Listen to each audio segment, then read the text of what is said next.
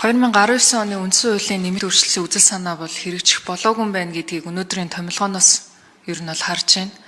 Тэгэд энэ асар харамсалтай л байна л да. Учир нь ерөнхий сайдыг өөрийнхөө баг бүрэлдэхүүнийг бүрдүүлээд бас залуу хүний хувьд эрс шинжилэл хийгээд ажиллах болов уу гэдэг хүлээлттэйгээр таныг ерөнхий сайд болохыг дэмжсэн. Гэхдээ энэ баг бүрэлдэхүүнийг хараад бол танаа засгийн газрыг бол дэмжиж ажиллаж чадахгүй байна гэдэг дүгнэлтэнд бол хүрж байна.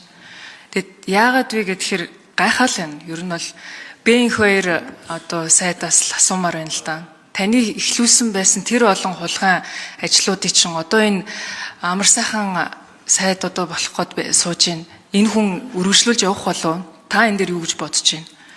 Бас ингээд 5 жил тасралтгүй ажилласан жавхлан сайд маань ажиллаа өгч байгаа юм байна.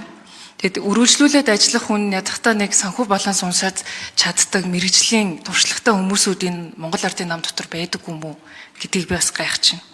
За чойжлсрын сайд маань ажиллаа өгсөн дээр бол баяртай байна. Одоо ингээд даргаландаа болондоо гээд станц дээр авчираад ном уншуулаа суугаад идэг байдлаасаа нэг гарах болов уу гэдэг бол хүлээлт үүсэж байна. Тэр утгаараа найдлаа гишүүн маань хэрвээ томилогдох юм бол энэ эрчим хүчний салбар дээр бол эрс өөрчлөлтүүдийг зоригтой хийгээсэй гэж хүсэж байна. Ягаад гэхээр энэ төрийн өмчт компаниуд дээр нь үүрэлсэн энэ ажлын байрны давхардл, хийдэл, ажил хийдэггүй ирнэ цалин аваад явдаг хүмүүсийг цомогтгооч гэж чойжлсрын сайдд хэлж байхад үгүй би цайд байхад энэ олон хүнийг цомогтгож чадахгүй гэж хэлдэг, ийм тайлбар тальдаг байсан. Тэгвэл та очиод энэ төрийн өмчт компаниудын ашигт ажиллагаа дээрээс нь бүтцийн оновчлол дээр нь шууд алхмууд хийгээд явах бэлэн судалгаа бүр тайлангууд юмнууд нь байгаа. Тэгээд тэрийг хэрэгжүүлээд яваасаа гэж хүсэж байна. Яагаад гэхээр өнөөдөр манай Монгол улс тулгамдсан нэг номерын асуудал эрчим хүчний асуудал байна. Дулаан цахилгаангүй өвлждөг болчлоо. Тэгээ байж л бид нэр туулын хурдны замд 2.3 их найд төгрөг зарцуулна гэд суугаад байна. Учир нь ерөнхий сайд энэ дээр ямар бодолтой байгаа? Энийгээ бас хэлвэл сайн байна. За гадаад орчин геополитикийн нөхцөл байдал ийм байгаа үед гадаад хямралыг бол бид нэр дотоод сахилга бат ив нэгдлэр л давж туулах ёстой. Тийм ч учраас засгийн газрын тогтвортой байдал бол надад бас юу юунаас илүү эрхэм байна. Бидний энэ дотоод зөрчил зохион байгуулалтгүй сахилга батгүй байгаа байдлыг гадаад орчин бол ойлгохгүй. Тэгэхээр дотооддоо илүү сахилга баттай хариуцлагатай байхыг одоо бид эрхэмлэх ёстой. За гишүүд маань бас эрт дүгнээд яах вэ? Би бас тодорхой хугацаанд кабинетад хэрэгүүлээд ажиллая. Тэгээ та бүхэн хяналтаа тавь, дүгнэ. Эргэлзэх шүүмжлэх нь бол эрхчлөөт нийгэмд бол хэвийн үзэгдэл. Тийм болохоор би эрүүлэр хүлээж авна. Ажлаа юутаа ч эхлэе. Цаг хугацаанд нь та бүхэнд тайлангаа тавья. 2025-аас 2030 оны улсын хөгжлийн үндсэн чиглэлийг их хурл баталсан. 5 жилийн чиглэлийг би өөрөө бичсэн. Тийм учраас би индикаторуудтай түүгээр ажлаа үнэлүүлнэ. Тэгээ энд байгаа кабинетийн гишүүдийг бас та бүхэн харж байгаа. Сайн муу хэлүүлээд улс төр тал үзэж халуун чулуу долоос нь л улс төрчид. Тийм учраас нэг сошиалын сенсацаар амьдраад байхгүй урд ажлаа хийгээсэй л гэж би бодож байгаа. Тэ амьдрал мэддэг хүмүүс. Манай кабинет бол ичид их гайхамшиг бол амлаж чадахгүй. Энэ хүмүүс бол эерэг зөөлөн цаг үед огт сайдар томилогдоогүй.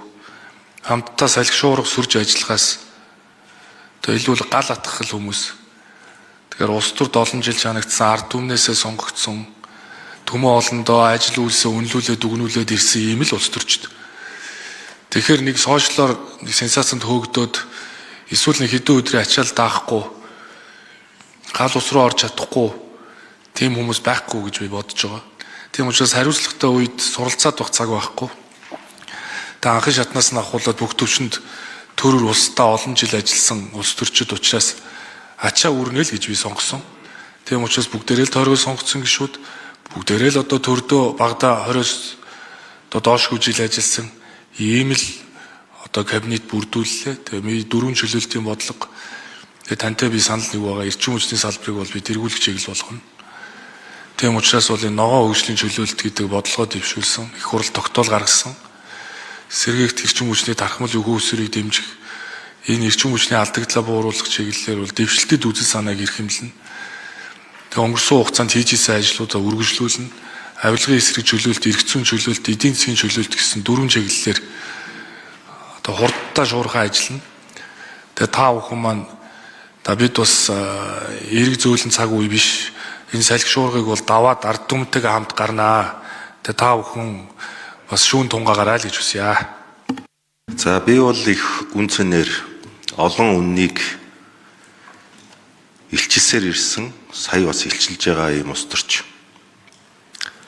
Өнгөрсөн хугацаанд далд байсан маш олон зүйлийг өнгөрсөн парламентын үед ил болгосон.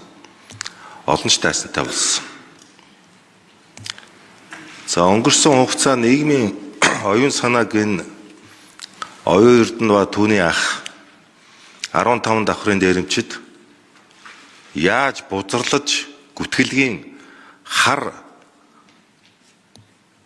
ийм зохиолуудаар нийгмийн оюун санааг бузарлж байсан бэ гэдгийг нотолсон өдрүүд болж өнгөрсөн.